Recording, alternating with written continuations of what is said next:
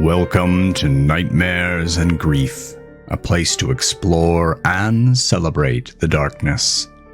Each episode, I'll read stories written by me, Derrick Heisey. So settle in, check under the bed, and pour a drink for the skeletons in your closet. It's time to start. To say that my apartment wasn't much is an understatement, but it was more than enough space for me. Even though I was in my mid-30s, I still adhered to college bachelor chic. The apartment was basically bare except for the 3 cinder block bookcases lined side by side and the futon that served as both bed and couch. I didn't have much reason to upgrade. I didn't have a girlfriend, and all of my friends met with me online. When I wasn't at work, I usually lived on the internet, either through video games or my laptop. If I wasn't plugged in, I was buried in a book, off in some other world. So, I don't know, honestly, what possessed me to buy the mirror in the first place. I went to the thrift store looking for a new book to read, and it caught my eye. It seemed heavy, the frame seemingly made out of wrought iron or something. It radiated outward from the reflective center in a way that reminded me of tentacles, like the front fronds of a cuttlefish. The black metal appeared ready to writhe and twitch at a moment's notice. It seemed alive. I stepped back to inspect myself in it. Reflected on its surface were little things about myself that I hadn't seen before. My hair seemed really nice today. My jaw seemed more defined than usual. My shoulders seemed a little broader. The mirror leaned against a bookshelf and I pulled it forward to look for a price. It was surprisingly light. On the back, I saw no price tag. On a total whim, I called out to the guy behind the register, asking how much he wanted for it. He glanced in the direction of the mirror, shrugged, and said $10. I went for it. The mirror took up my whole back seat, and I wasn't sure where I'd hang it once I got to the apartment. I couldn't believe the frame's weight, but honestly, I was grateful. My first thought had been that the thing would rip the stud right out of the wall, but it actually seemed to get lighter as I carried it from the parking lot to the apartment. I thought I'd hang it in the small area right next to the front door, but I was drawn to the space above the futon. I spent most of my time spread out on the couch, either playing games or reading, and with all the bookshelves and the awkward television stand, the cramped space sometimes made me anxious. I remembered hearing that mirrors made a room seem bigger, so I decided the living room was the best place for it. I liked it even more than I thought I would. It really did open up the space.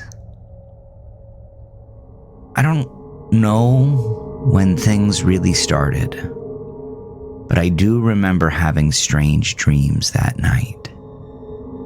Grim, abstract forms and incoherent voices mixed with deep feelings of shame and regret, weaving a strange narrative that made no sense, and yet I understood. Maybe I dreamt that for a couple of nights. It's hard to tell. It's just one of those things that you don't pay attention to until something comes along and forces you to figure out a pattern. The first thing that should have made me stop and think happened about a week later. I came into the living room with a bowl of popcorn, ready to watch a movie. Reaching for the light switch beside the mirror, something made me hesitate.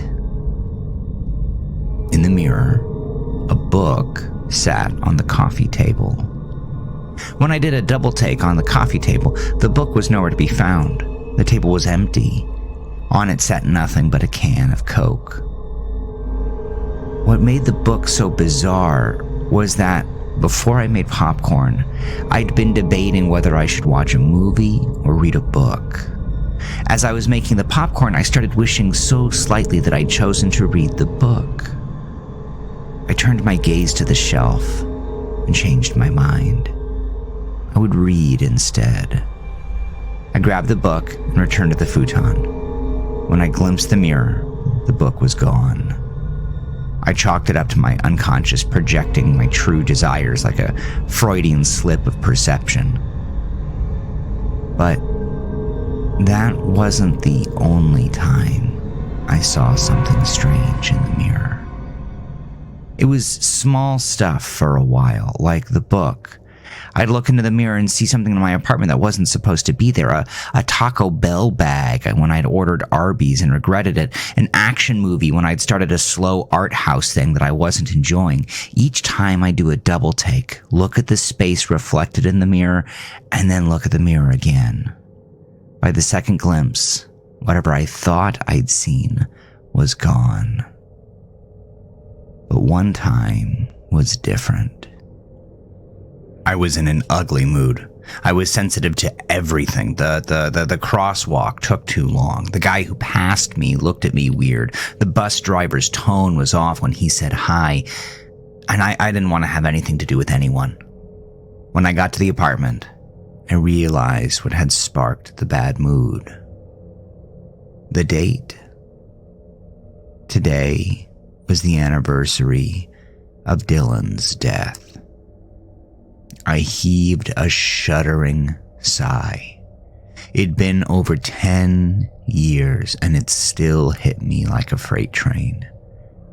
I grabbed a beer from the fridge and returned to the living room, already sipping it, when I stopped in my tracks.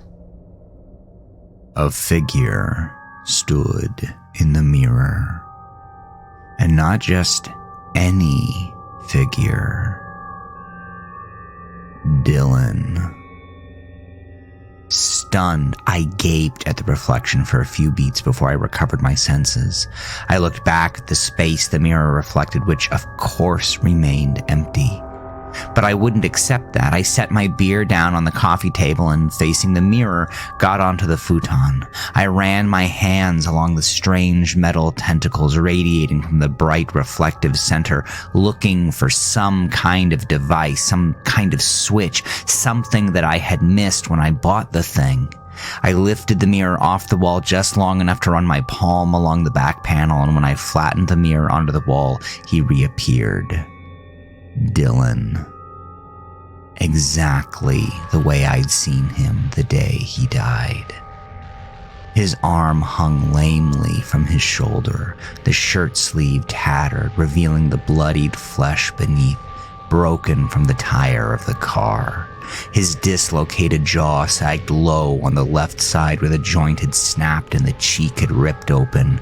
His forehead caved in and his eyes were big and open and pleading, angry and betrayed all at once. I froze, refusing even to breathe for fear that it might make him disappear. At last, the grief flooded me as if with a hose, and I sputtered, "I am sorry." In the mirror, Dylan took a step forward. I couldn't resist the temptation. I whirled around to meet him in the flesh, but of course he wasn't there.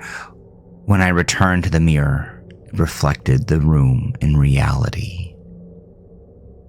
Dylan was gone. I sat on the futon, staring into the mirror until I passed out. I dreamed of Dylan. After that kind of experience, how could I dream of anything else? The same scene recited itself over and over again. Dylan staggering over the crosswalk, weaving across the street like he was stitching a seam. Then the blare of the truck's horn as he was bathed in the high beam's light. His face with the crumpled forehead haunted me throughout the night. I'd always thought he'd blamed me. I know I blamed myself. I woke up through the night and stared at the edge of the mirror, wondering what it was that I had seen. Something wet dripped onto my forearm. I shot upright and wiped the damp spot with my hand. With the city's ambient light illuminating my apartment with the faint, pallid glow, all I could make out was that the substance was dark and thick like sludge. I flicked on the light and returned to the futon, checking the ceiling for leaks, but there was nothing, no spots, no possible points of origin for the black fluid. Marks scattered beneath the mirror, though. Traces, little spatters running down the off-white paint. I wiped the black stuff off my palm and checked my phone. 4:44 a.m. I sighed. Some buzzing, anxious energy coursed through my limbs, making me fidgety. I didn't think I'd fall asleep, and I had a little over an hour before I needed to be up for work anyway. First, I tried to read, but I couldn't get comfortable. That frenetic energy wired my legs, compelling them to stretch, fidget, and move. With another massive sigh, I stood up and tried some calisthenics. I did squats and then push-ups, then squats again, hoping I could burn the anxious whir in my blood. On my third set of squats, I faced the mirror to watch myself. I disappear from the reflection as I dipped down and then reappear as I stood up. As I stood up for rep 9, Dylan manifested. He stood as simply as if he'd been standing behind me the whole time, and his grotesque presence startled me so much that I stumbled backward toward him. In the mirror, his image phased through me, unmoving, ghostly proof of his incorporeal nature, but when I passed through the space, I only felt a cold, wet sensation, almost like walking through a thin curtain of icy water. The sensation was so brief and sudden that I couldn't even be sure that it had happened. I looked at the floor for something I'd slipped on and discovered a little puddle of black liquid, spread in a shape almost like a rounded star. When I looked back up at the mirror, Dylan was gone. Unsettled, I squatted down to reach a cautious, uncertain hand out to inspect the oddly shaped puddle, but before I touched it, I thought better. It reminded me of the liquid that had woken me up, so I looked back at the wall. The little splatters were gone. Furrowing my brow, I wondered how that could be. I racked my memory, and had I wiped it off and forgotten? I considered that it had evaporated, but it was much too thick to evaporate so quickly. I checked my phone again. 5:23 a.m. There was no way. As my mind cycled through the possibilities and significance, I let my gaze wander back down to the black puddle of ooze. It was completely round now. I wasn't aware of the specific change, not at first. I was only aware of a sense that something had changed in a way that it wasn't supposed to. I was concerned that things were happening that I wasn't aware of.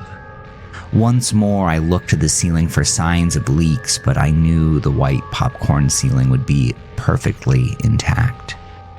I left the living room for the kitchen, returned with paper towels, but the black sludge was gone, and that's when an infant panic screamed in my chest.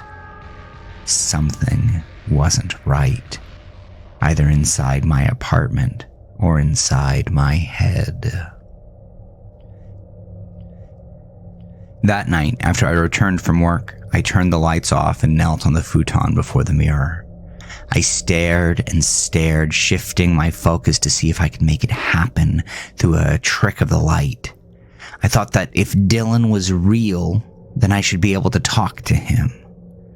I know it also occurred to me that if he wasn't real, I could also speak to him, but I dismissed it. In truth, the thought of being able to talk to him again overwhelmed any notion of common sense. It took hours, but it happened.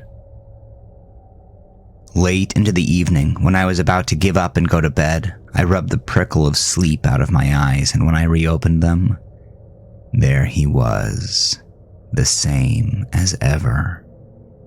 Crushed head, shattered arm, bloodied smears seeping through the fabric of his clothes and peeking through the tears in his shirt. He stood silently behind me, glaring into the mirror, unmoving. I couldn't look away. I'd learned that if I checked to see if he were really physically behind me, my connection to him would sever as he vanished. So instead, I raised a hand to the mirror and stroked his image there. "Hey, baby bro," I muttered. "I've missed you." After the first 10 minutes, I concluded that Dylan either couldn't or wouldn't speak to me, but that didn't matter. I had a platform, so I used it. I talked to him for hours, catching him up with everything. It occurred to me that this was what people did at grave sites, and that's when I realized that I hadn't been home in years. There had been no opportunities for me to talk like this to Dylan. I couldn't decide if it was better or worse this way. Looking at his ruined body only reminded me of my shame, of my inability to protect my baby brother. It reminded me of how I'd been such a bad influence, how I hadn't taken him seriously when he told me he had a drinking problem. His sunken head in the mirror reminded me of the 0.31 blood alcohol content the coroner had come back with. I don't even know how he was able to cross that street. It didn't help that the man who'd hit him had come back with a .10. The blind killing the blind. But whether it was better or worse didn't matter. It was what I had. I used what I had and was grateful. I talked to Dylan until I passed out underneath the mirror again. He never said a word nor moved a muscle. He simply stood behind me and glared. The next day, I'm pretty sure I saw a rat.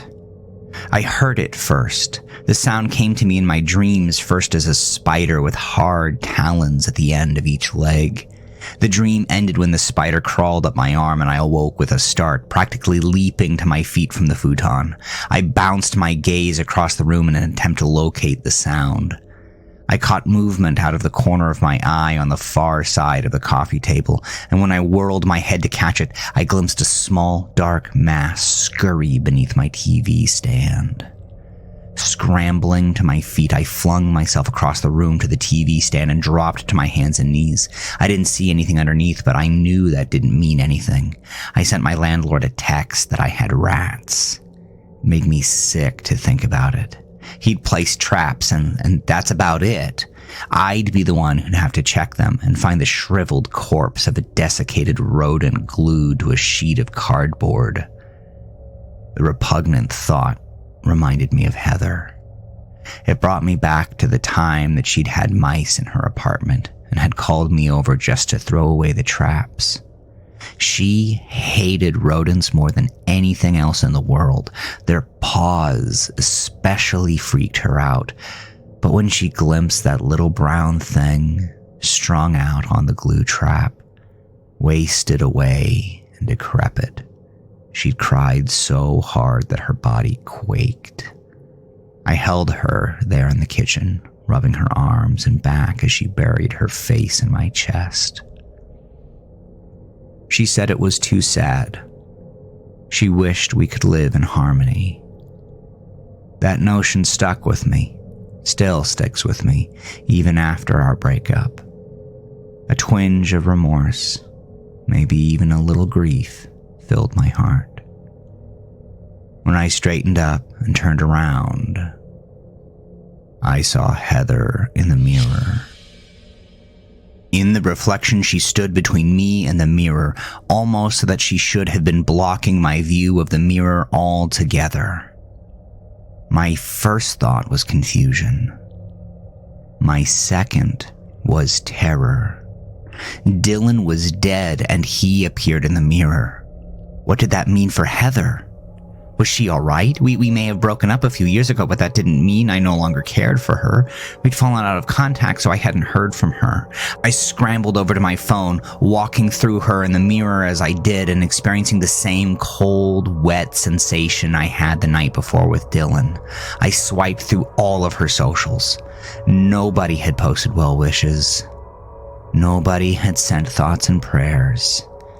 I exhaled a sigh of relief. She must be fine. So, why was she in my mirror?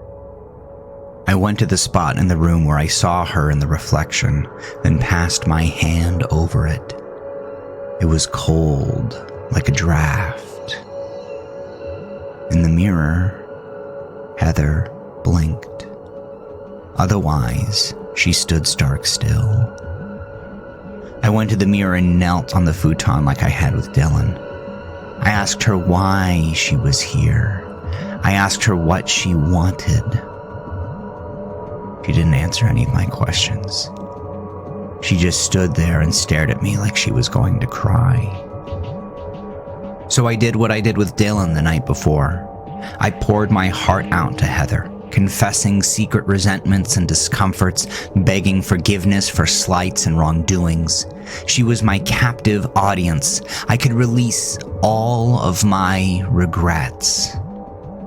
It felt so good to let it go, to unleash all of those pent-up negative feelings, to give a home to the sense of unresolved tension that I hadn't realized lingered in the air around my head until I started talking to Heather's image in the mirror.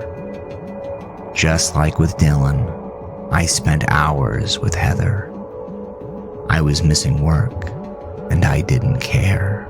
I didn't know if she'd ever show up in the mirror again, and I needed to say what it was that I had to say, so I let it loose. I might have done it all day if my bookshelf hadn't fallen over.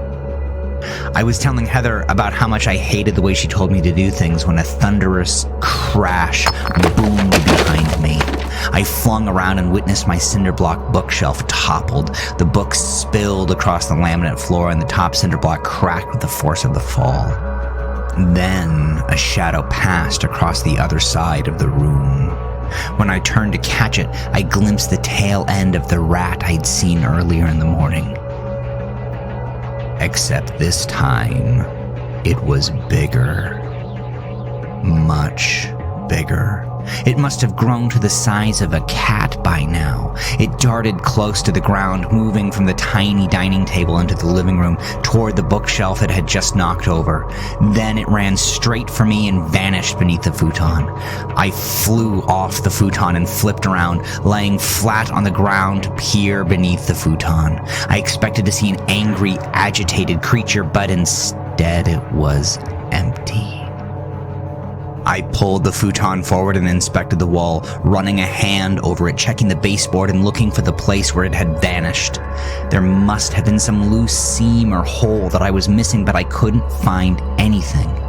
Everything was smooth. However, another puddle of dark sludge glimmered on the floor beneath my bed.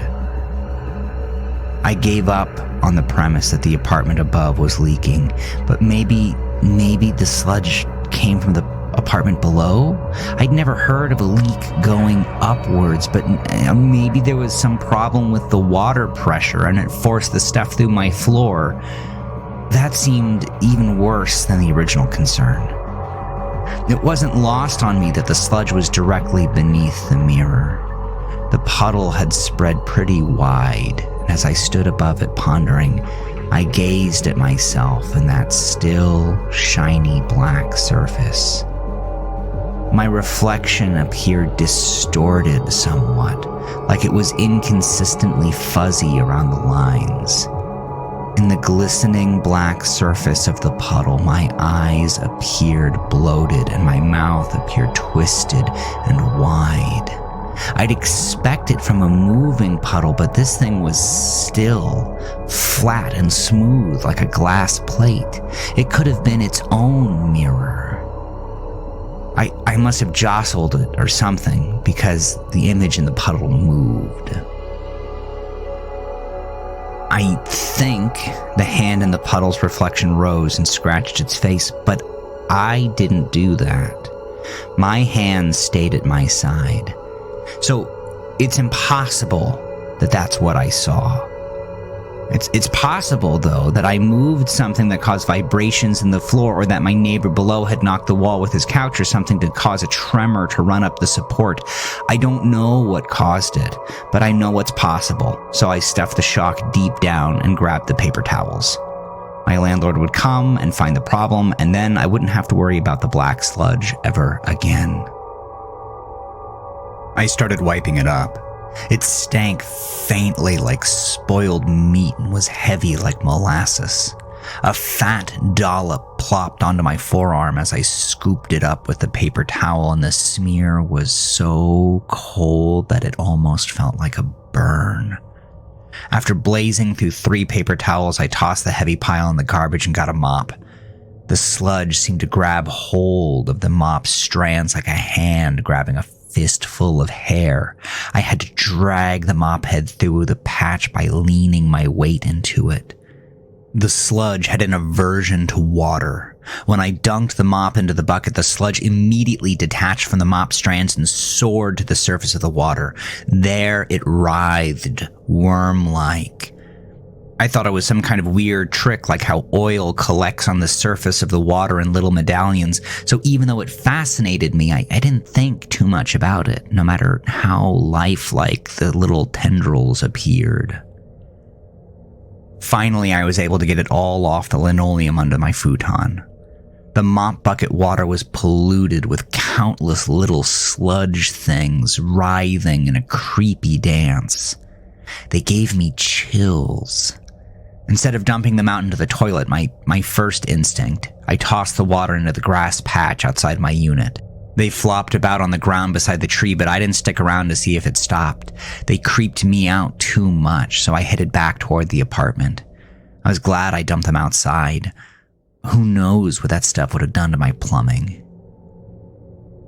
I heard a noise even before I opened my apartment door. A soft, irregular thumping sound. I peered around the hallway entrance as I made my way to the door, but I couldn't locate the thumping source. It fumbled around awkwardly like an automated toy stuck in a corner, struggling to get out. I thought it was from my neighbor's place, but by the time I got to my door, it was clear it came from inside mine. The blood froze in my veins. I'd only been gone a couple of minutes. What could possibly be in my apartment? I scoured my memory for something that I'd done before I'd left that would explain the sound coming from my apartment. I didn't have anything like a Roomba. I used a communal washer and dryer. There was nothing that I could think of that could make that sound. I clenched my fist, ready to charge at any intruder, not sure what I'd do, but sure as hell that I'd do some kind of damage. I took a deep breath. I turned the key, holding it between my fingers as a weapon. Then I charged inside. What first hit me was the stench. My apartment stank like rotten meat. A few steps in, everything appeared clear. Nobody in the main area, but the thumping sound was much louder. It sounded close, like it was coming from the kitchen off of the living room. My thoughts connected the sound to what was in the kitchen, and I paused. It must be the plastic trash can. I wondered if the rat I'd seen earlier had gotten inside. I shook my head and huffed, wishing my landlord would come with the traps already, and made my way to the apartment to inspect. As I crossed the living room, a black mass the size of a dog darted across my path. I staggered backward and fell into the wall, and the black thing disappeared beneath my futon. It was so big that I had to displace it somehow, but it slipped underneath without a sound. The thumping continued. I inched deeper into the apartment, moving around the coffee table in the living room in a wide circle and lowering down to see if I could find the black dog thing under the futon. But there was nothing.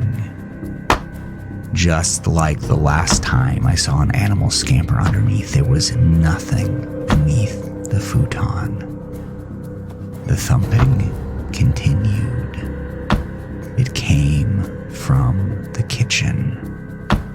Still on the floor, I turned around slowly. The trash can bumped against the refrigerator, which was on the opposite wall where the trash can was supposed to be. I crept toward it on all fours, hunching low to the ground, almost like I was worried about being seen. I crossed half the distance before I suddenly wished I'd grabbed some kind of weapon, but for some reason I felt like it was too late and I had to do with what I had. The thing in the trash can flailed more viciously. I was close enough to touch the trash can when it stopped. The sudden shift in movement terrified me even more than the erratic thumping and shuffling had, so I froze again, biting my lip.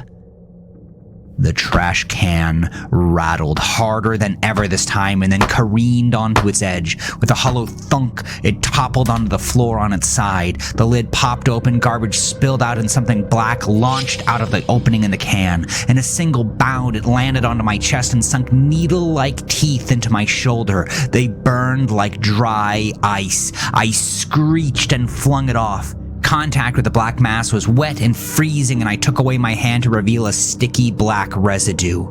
The creature thudded against the wall and left a splatter mark of black sludge upon impact. Then it charged at me again. I cringed, pulling my hands up to defend my face from assault, but it leapt over me and skittered across the floor. I rolled over to track where it went, and it disappeared under my bed, just like the large one had. I flattened to the floor and peered underneath.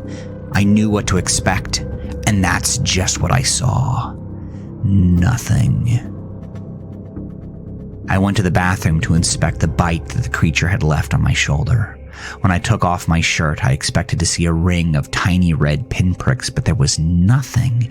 No marks at all. I rolled the joint around, circling my arm, and sure enough, it was sore like I'd been bitten, but there was no indication. I pinched the bridge of my nose and heaved a sigh. What was happening? Did I just sleep on my shoulder weird and have a bizarre memory? I went out to the kitchen, and the spilled trash can confirmed what I'd lived through had really happened. I noticed a clean paper towel among the garbage, torn in half in a weird way. I recognized it as one I'd used to clean up the sludge earlier, but that was impossible. The sludge had stuck to the wet mop head like glue, not to mention the paper towel. But when I knelt to pick it up, I saw tiny flecks of sticky black, and when I sniffed it, it was clear that it was the sludge. The stuff stank. I couldn't help but wonder if the mirror was part of the whole mess. Everything started when I brought it home, and it had undeniable powers. Part of me now wished I'd never bought it. As I had that thought, I caught a glimpse of myself in the mirror. It was a perfect reflection of what I was already seeing, not a reflection of myself and the scene behind me. The mirror caught itself in the false mirror, and its reflection created an infinite hallway with a trillion me's spanning on and on and on. That's when I decided I'd had enough. I grabbed the mirror by the tentacle-like protrusions and heaved. But it was too heavy to lift off the wall. I remembered how easy it had been when I'd purchased it a few days ago, how surprisingly light and maneuverable it was, but now it seemed impossible to hoist off of the wall. That was impossible. If it was that heavy, it would tear the drywall apart and fall to the floor. If I couldn't move it, I reasoned, I wasn't going to sleep underneath it. It had done enough. I'd find out what to do with it later, but for now, I needed to move my futon. When I lifted the mattress, a growl emanated from beneath. Startled, I took a step back and tripped over the coffee table, taking it down with me. As I scrambled backward, the growl rumbled again, longer and deeper this time, menacing, and then, after a long sigh from whatever it was, the smell came rank and pungent. I coughed and gagged at the stink of spoiled flesh, then got to my feet and flung the mattress over. It flopped, draped over the arm of the futon, its underbelly exposed to the light and revealing the horror beneath it. Beneath the cushion was a writhing, sticky mass of black sludge. It coated the entire underside from corner to corner, shiny, reflective, and undulating.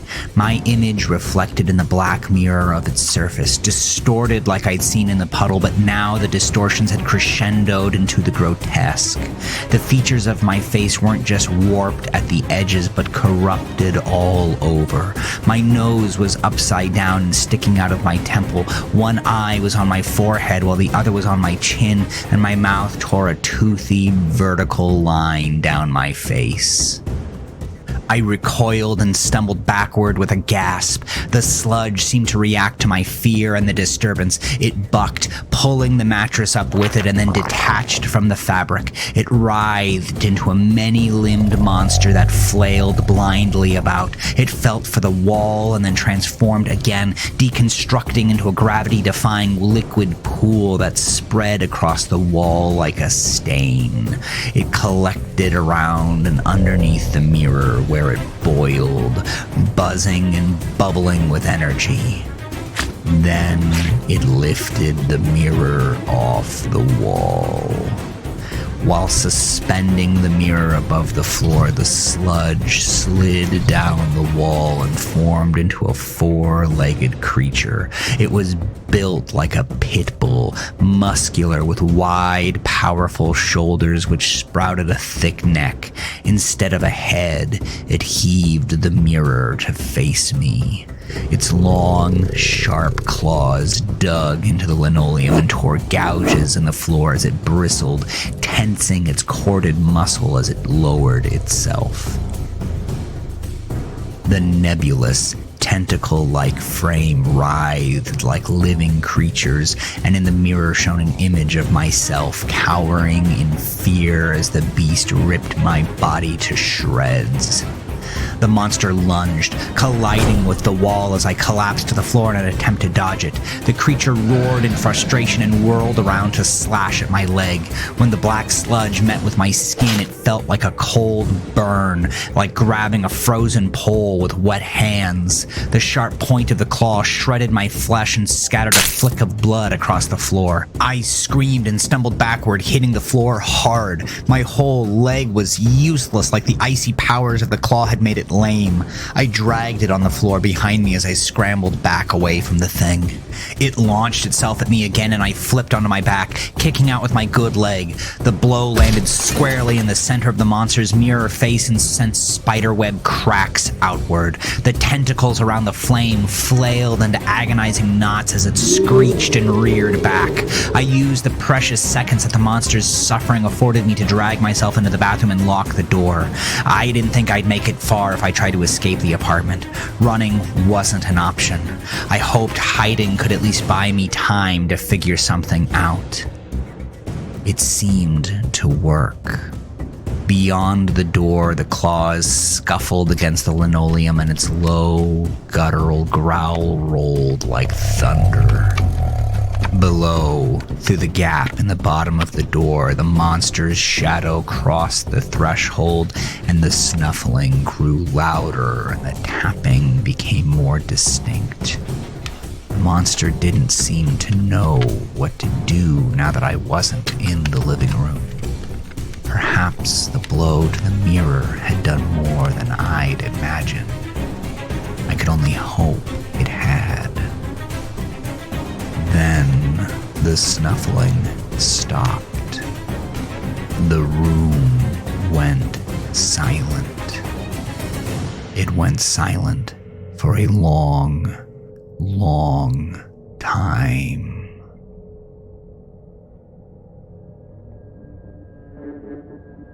Something writhed beneath the bathroom door.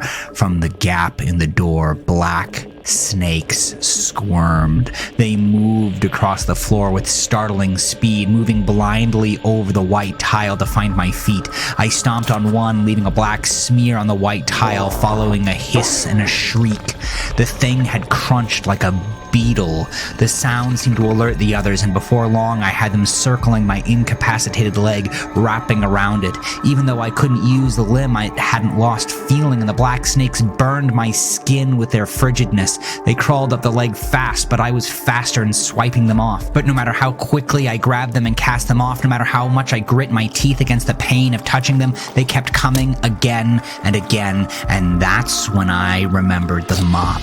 I remembered the way the sludge had writhed in the mop bucket when I tried to clean it up from the floor. I remembered how they squirmed and couldn't seem to keep still. I clenched my teeth and swung my debilitated leg over the edge of the bathtub and turned on the faucet at full blast. A chorus of shrieks rose up from the creatures, and they shriveled against the stream, shrinking back, disintegrating, and ultimately sinking down the drain. I was freed. But beyond the door came the restless tapping of the snake's progenitor.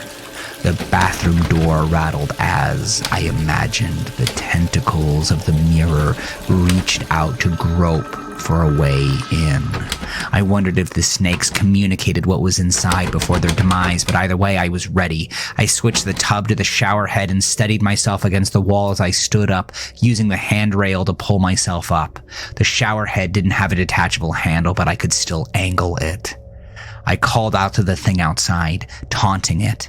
I didn't know if it understood me, but I let loose whatever came to mind. I found my thoughts and my words drifting away from the monster and more towards the people I had seen in its mirror. Dylan and Heather. I started taunting them, finding the things that they had done wrong, cursing them for the things I had let them do to me. The monster didn't react when I talked about it, but when I talked about them, it roared with more fury than I'd heard it muster before. The pawing at the bathroom door intensified, quickly escalating into a harsh scrabble accompanied by an intensifying of the huffing and puffing. My hands trembled and my guts scrambled about as I waited. I said more about Dylan, I cursed Heather deeper, and at last the thing stopped groping the door and started slamming against it.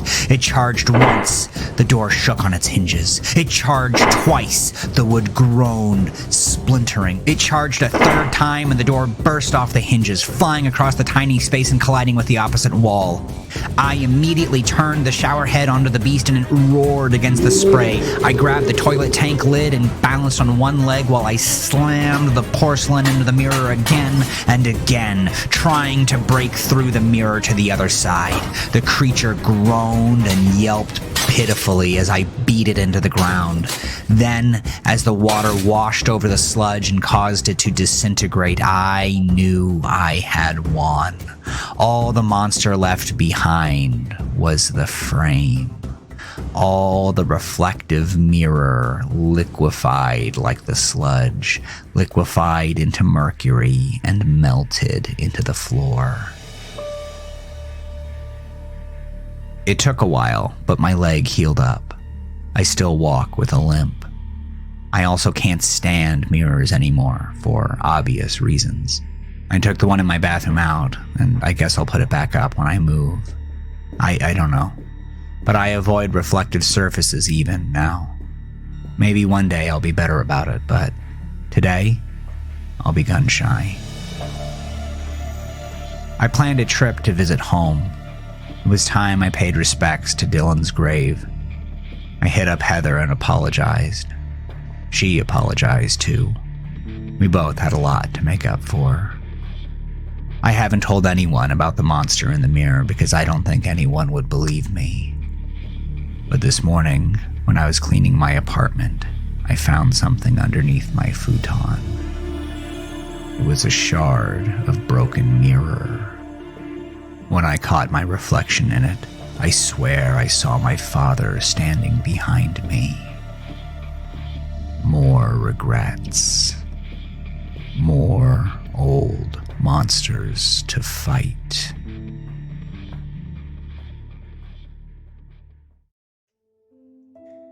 Thank you for sharing my nightmares and helping me carry the grief. If you enjoy the show, Please share your favorite nightmare with a friend or family member. Don't forget to leave a rating. Remember to subscribe and turn on notifications. If you'd like to go the extra mile, you can join my Patreon for $3 a month and you can cancel at any time. Or you can buy my book on Amazon. I've put links to both in the description. I'd love to connect with you on Instagram, Facebook, or Threads. Just look for Nightmares and Grief and you'll find me. Thank you for sharing this time with me. Good night.